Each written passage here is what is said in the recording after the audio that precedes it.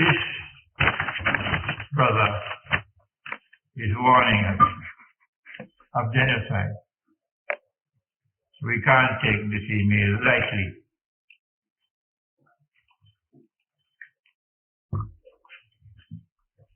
And my first comment is that one person cannot, on his own, deliver the answers as to what should be done. It has to be a collective effort with large numbers of scholars. But at least I would have put my small input, not claiming that this is the last word. And at all times we must never lose faith in Allah. If we want to move forward, and if we want to get Allah's help, then Allah has said in the Quran, بعد أعوذ بالله من الشيطان الرجيم إن الله لا يغير ما بقوم حتى يغير ما بأنفسهم. Allah will not intervene to change your condition. No, regardless of how pathetic it may be. He will not do it unless you take the initiative, using His guidance to change your own condition. So if we are to get Allah's help to save our brothers and sisters, our children in India, from what He is talking about, genocide, it is clear that Allah's help will not come, despite all the dua, unless and until we use His guidance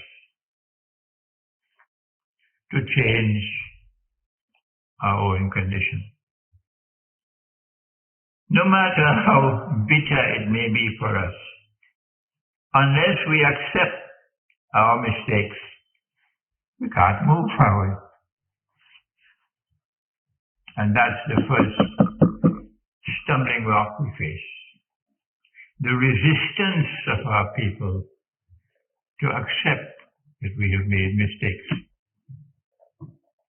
So long as they defend Muslim rule over India, for centuries, Hindu India, Muslims ruling over Hindu India, when Muslims are a small minority, and Hindus in India are the overwhelmingly large majority. And yet this small minority with armed force, with military power, is able to establish its rule over India and continue to rule over Hindu India for centuries. We have to ask our question, was that Mughal empire, which established Muslim rule over India, was it established in accordance with the guidance located in the Quran? If there are those who want to defend it, that we had the right to use war, weapons to conquer India and to establish our rule over India, well then don't turn to me to ask me for help now. Because Islam is not imperialism. And I'm reading now on Mughal rule over India. I'm reading the subject. And I have found that there is no evidence at all that the wars which were waged to establish rule over India were wars that were jihad, just war. A jihad or a just war is never waged, unless and until you have explored and exhausted all possible peaceful means to resolve the problem. When you have tried everything and nothing has failed, then you fight. That is jihad. And jihad is when you are attacked and you are defending yourself. That is jihad. And the jihad is when a people are oppressed. المستضعفين من الرجال والولدان.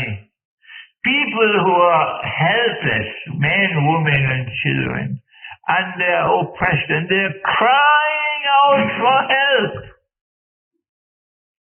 Then you are allowed, not allowed, you are obliged to fight, to liberate the oppressed, provided they are asking you to come and liberate them. Hindu India never asked Muslims to come and liberate them from oppression. And so Muslim rule over India was not established in accordance with the guidance of the Quran. And we cannot therefore defend it. We have to call a spade a spade. And we have to accept that the Hindu is right, he is justified in being very harsh and very rejecting Muslim rule over India, and it wants to have some revenge for it. We have to accept they have the right to do that. And we were wrong. So the first step on the road to resolving the plight and the predicament of India's Muslims today is to change our own condition using Allah's guidance, and to call a spade, and to recognize that Muslim rule over India was Islamic imperialism and had no part of Islam in it. And we have to apologize for what was done in the name of Islam, and say, no, this is the religion of Islam does not condone what was done. More than that, the Mughal rule over India sometimes expressed itself with Mughal emperors and their armies destroying Hindu temples. So we have to answer the question. Prepare yourself, Indian Muslims. You have to answer this question, yes or no. Does the Quran permit you to go and destroy all the Hindu temples in India, yes or no? If this is your view, that the religion of Islam permits you, requires you to go and destroy the Hindu temples, as the Mughal rule did, then don't turn to me for guidance. Please go ask somebody else to help you. Ask somebody else to help you. I have not found this in the Quran. No. That you have the right to go and destroy the Hindu temples. And sometimes they will destroy a Hindu temple and build a masjid in its place to add some salt to the wound.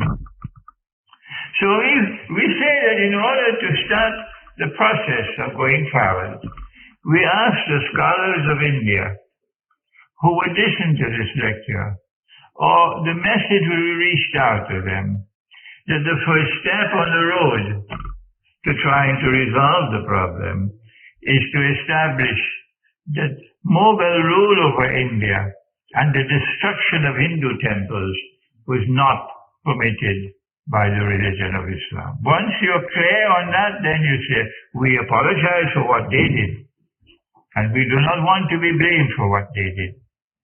So when that part of the state is clear in the hearts of the Hindus, that these people condemn what they did before, and these people condemn the destruction of our temples, it is now possible to reach out at least to some Hindus in India. Number two,